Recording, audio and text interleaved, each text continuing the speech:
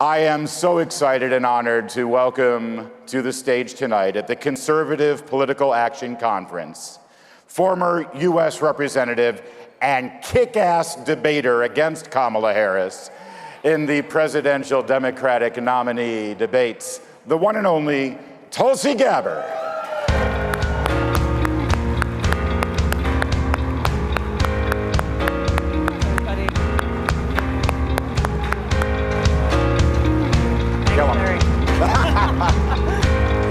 Thank you.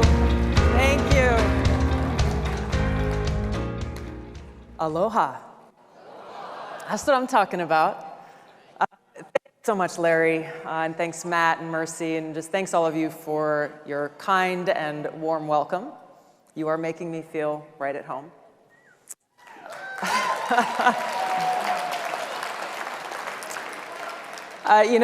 Before I get started, I just wanted to ask if we could just for a moment and talk about Ukraine and what is going on there. I had never been to Eastern Europe until I actually went on my R&R leave for my first deployment in Iraq. Instead of going back to Hawaii, I chose to go to Eastern Europe. I went to Poland. Visited Auschwitz, visited the ghettos in Warsaw, and then I went to Ukraine, and I made some wonderful friends there. People who I became closer to as the years went on, and like so many people who are stuck in Ukraine right now. Many of them are stuck in Kyiv, others are trying to make their way to the border with Poland, afraid, worried for their loved ones, their husbands unable to leave. And it's heartbreaking. It's heartbreaking to see this tragedy play out. So I just wanted to ask if we could just pause for a moment of silence and send our prayers for their safety and for their well-being.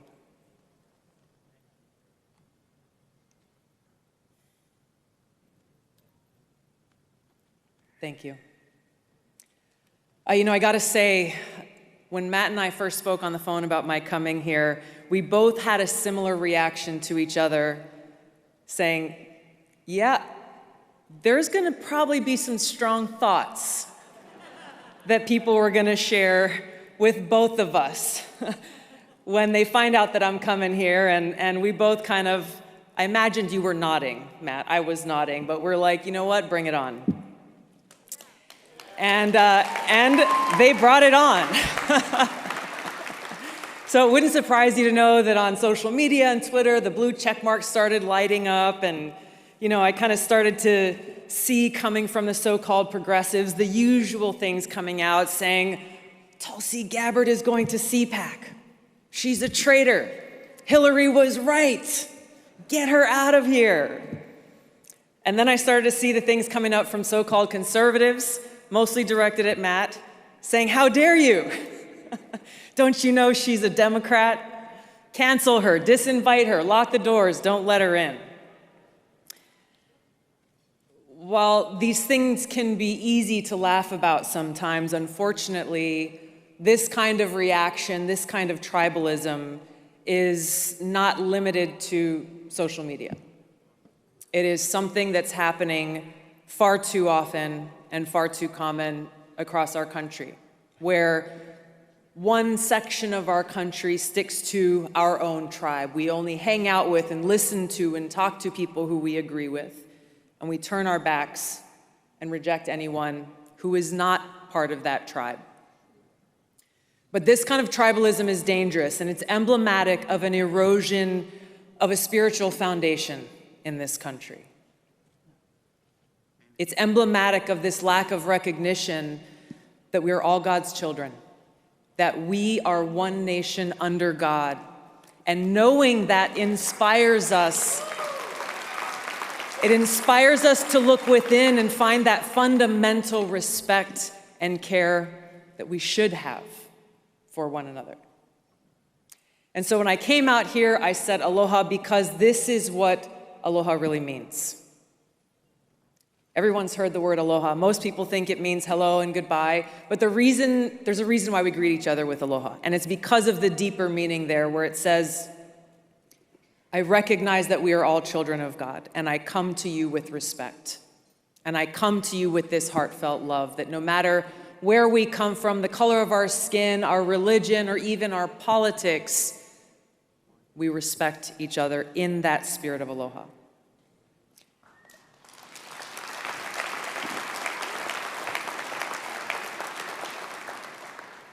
This spirit of aloha is actually what is at the heart of our Declaration of Independence. It is what is the foundation of our Constitution. When we say we hold these truths to be self-evident, that all men are created equal, that they are endowed by their Creator with certain unalienable rights, that among these are life, liberty, and the pursuit of happiness. Our freedom comes from God, not from any other person, not from anyone in government. Our freedom comes from God, and to recognize others as children of God is to appreciate that we belong to God and no one else. So naturally, therefore, no one has the right to take away that intrinsic freedom which God has given us. This is the foundation of the social construct of the United States of America. This is what is at the foundation of our Constitution. And we heard a lot from Glenn tonight about the First Amendment, about free speech, about the Bill of Rights. And our First Amendment, as you well know, says Congress shall make no law respecting an establishment of religion or prohibiting the free exercise thereof or abridging the freedom of speech or of the press, or the right of the people peaceably to assemble and to petition the government for redress of grievances. This foundation of freedom is what makes us who we are as Americans. This foundation of freedom, for me, is deeply ingrained in who I am, both as a soldier and as an American. That oath that I took to support and defend the Constitution of the United States of America against all enemies, foreign and domestic, is one that is seared into my heart.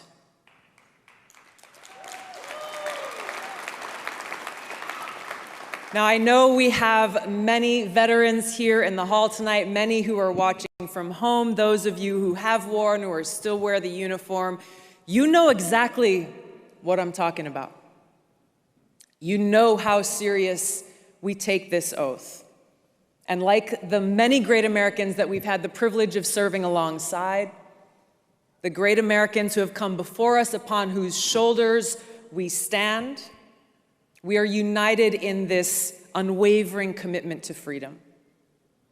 We recognize that while we may disagree with what you say, we are willing to lay our lives down to defend your right to say it. That is freedom.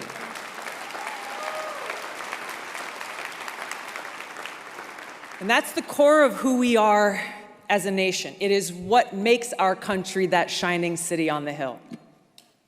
So as long as we're committed to this foundation of freedom that's enshrined in our Constitution, our Bill of Rights, we can recognize our differences and work together based on that common ground. Coming from that common foundation of freedom, we can overcome the great obstacles and challenges that we face. But if we are not committed to this freedom that is so clearly spelled out in the Bill of Rights, we are doomed to fail as a country. Unfortunately, we have too many Americans, including leaders in positions of great power in our country, who are not at all committed to upholding the Constitution. We have many Americans who don't even know what the Bill of Rights are. They think free speech is something that should only be left to those who agree with them, saying, hey, if you know what, if your speech offends me or if it offends anyone, then you should not be allowed to say it. This is where we are as a country. We have too many people in positions of power whose foremost responsibility is to protect our freedoms and uphold our God-given rights, and yet they are the ones who are actually trying to take these rights away from us. This is the biggest threat to our country. It is not coming from some foreign country. It is coming from power, elite, here at home and their co-conspirators in the mainstream media and the security state who are working to undermine our freedoms from within.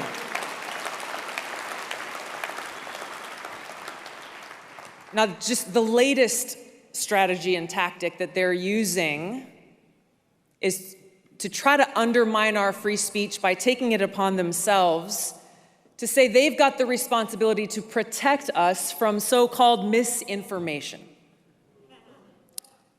So basically, they're saying that they're going to protect us from that which they claim is not true. The notion that we must just blindly accept and follow as truth that which the government or those in power tells us is true goes against the very essence of our Constitution and Bill of Rights. This was created as a resounding rejection of the reign of kings and churches and authorities. There's a reason the preamble of the Constitution begins with, "We the people." There's a reason our Declaration of Independence says that to secure these rights, governments are instituted among men, deriving their just powers from the consent of the governed. Why is it important that we say these words? Why is it important that we remember them, that we actually understand why they serve as the bedrock of this country? The reason why it's important is because in defiance of the Constitution, we now have leaders in our government working with their mouthpieces in the mainstream media and big tech, doing exactly what our founders rejected. And they're doing so backed by the most lethal force on earth, as they appoint themselves as the sole authority and voice of truth, of information. They get to decide what is true and what is false. They get to decide what is information or misinformation. And they expect we, the people, to just blindly accept and follow. This is where we're at today. It is in direct opposition to the Constitution that the power elite is actively suppressing voices, opinions, and information that they don't like. That those who dare to even question the authority are accused of spreading misinformation and are therefore targeted and smeared and canceled and silenced. We've seen their playbook over and over again. Discredit and censor anyone who challenges them. Why? Because they know that their propaganda will not hold up to scrutiny. That rather than engage in debate on substance, or even answer very simple questions about their policies, they instead immediately resort to smears and name-calling. I'm sure you've heard them all before. I certainly have, like today. Tito's got his hand raised. Russian asset, white supremacist, bigot, racist, extremist, traitor. But what's even more dangerous than this threat of being canceled is the federal government wielding its power and might to punish those who dare to question or disagree with them and their policies. I'll give you one example. If you go on dhs.gov, you'll find Biden's Department of Homeland Security summarizes the 3 factors that led them to declare that we are in a heightened state of a domestic terrorism threat. The first of those 3 factors is, quote, the proliferation of false or misleading narratives which sow discord or undermine public trust in U.S. government institutions. I want to read that again because it's important.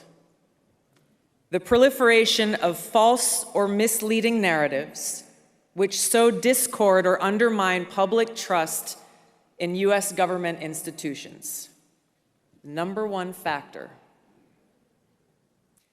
If you replace the word U.S. government with the word church, we can see how those in power see themselves as the high priests in a secular theocracy. This explains why they see those who disagree with them as heretics. And so it's not surprising that those who reject their leadership or views, these are the people who are targeted by Biden's attorney general as domestic terrorists, simply for holding anti-authority views. Basically, what they're telling us is you are an enemy of the state if you dare to oppose or even question the president, his administration, or his policies. Shut up, step back, fall in line, or we're coming after you. This isn't some theory. This is reality. And this is a reality we're seeing play out in Canada as we speak. You have the autocratic leader in Canada who's resorted to genuinely authoritarian and tyrannical means to suppress a peaceful mass protest against the power elite there. Everything that we see happening up north, everything from the execution of emergency powers to the freezing of bank accounts, the seizure of children from parents, the destruction of livelihoods and small businesses, all of these things could happen here. So the question I ask myself in confronting all this is, what are they so afraid of? Who are they afraid of? You know the answer, it's simple.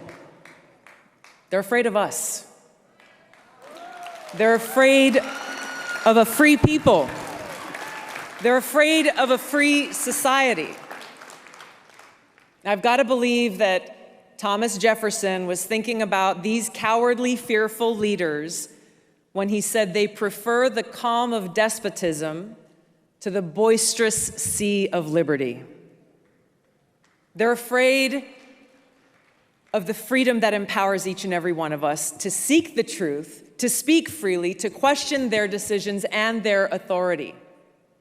They're afraid of losing power, knowing full well the intent of our founders when they wrote in the Declaration of Independence that governments are instituted among men, deriving their just powers from the consent of the governed, and that whenever any form of government becomes destructive of these ends, it's the right of the people to alter or abolish it and institute a new government.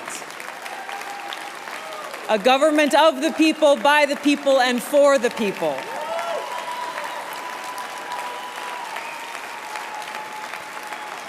This is what scares them.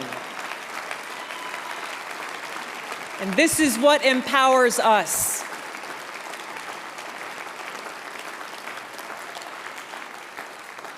So I want to ask you, join me in pausing for a second as we step into an alternate universe, one where our leaders actually took their oath of office to the Constitution seriously, one where they really cared about us and our security and our freedom.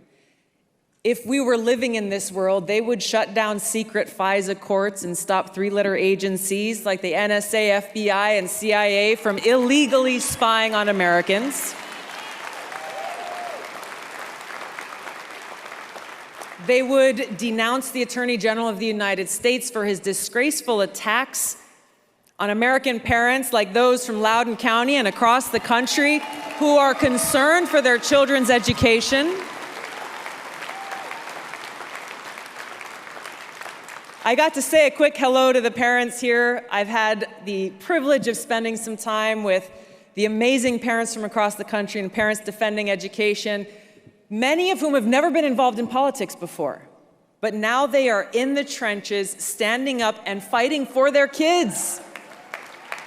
Fighting against boards of education and politicians who believe that parents don't have the right to raise their own children. In this different world, our leaders would haul James Clapper before a judge to answer for his lies to Congress about how the government's collecting information from all of our phone records.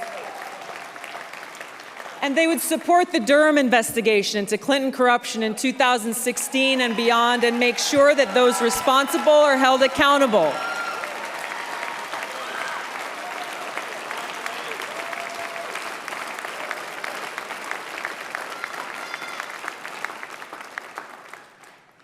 But this isn't the world we live in. They're not going to do this. Instead, they're doubling down and they're cracking down. This power elite operation to crush freedom of speech is the enemy attack from within, and it threatens the very core of our democratic republic. It's a complete betrayal of the vision that our founders had for this country, and it is a direct attack on the mission laid out in the Declaration of Independence, where instead of a government ordained to secure these rights, we now face a government determined to take them away. This is not hyperbole. Think about the impact of this from a practical perspective. How can we vote, let's say, to choose a president when we do not have the freedom to actively participate in the marketplace of ideas? We don't have the freedom to share our opinion, to listen to other perspectives, to ask questions, to challenge the establishment narrative, and then assess, consider our options, and make our own informed decisions about who we want to take on that awesome responsibility and serve this country as commander-in-chief. We can't do this as long as we live in a society that's filled with intimidation and fear of being targeted, of being canceled, being intimidated into self-censoring just because we don't want to lose our jobs so that we can provide for our families. And this is the point. What makes it even worse is they're saying they're doing it for us. They're saying that they want to protect us people from being exposed to misinformation, which really reveals how they actually feel about us, how little they respect the American people. That what they're saying is, you know what, you're too stupid to think for yourself, to discern for yourself, to make your own decisions, so big government knows better for you than you do for yourself. This is authoritarianism. Yeah, I agree. This is authoritarianism. It is not freedom. It is not a democratic republic. And by rejecting our Bill of Rights, they have rejected our Constitution and therefore are the greatest threat to our republic. And therein lies the hypocrisy of the Biden-Clinton neocon, neolib establishment foreign policy, of misusing our military men and women by sending them out to be the policemen of the world, overthrowing dictators we don't like while turning a blind eye to the ones that we do, all in the name of spreading democracy and defeating autocracy. But they're hypocrites. They proclaim that we must go to war to spread democracy and freedom while they actively work to undermine our democratic republic and our freedoms right here at home. And they use crises, emergencies, times of war, whether it's a Cold War or a hot war, to embolden the security state and infringe on our liberties and rights. We saw it with the Patriot Act. We saw it with COVID. We're seeing it happening now in the name of democracy as, again, our government works with big tech to censor misinformation about what's going on with Russia's war with Ukraine. Once our rights are taken away, the government does not willingly give them back. So what do? Each of us in our own way and together must take a stand to protect our freedoms and rights, make our voices heard, hold our leaders accountable, force our leaders in Washington to take their oaths to uphold the Constitution to heart and take action, pass legislation that restores and protects our freedoms and liberties. I tell you, I served in Congress for 8 years. Right now, there are too many Democrats and Republicans, some who you might have heard from this week, who talk a good game about civil liberties, but when it comes time to cast that vote on things like getting rid of secret FISA courts and protecting our Fourth Amendment rights to privacy, they vote on the side of the power elite and against liberty.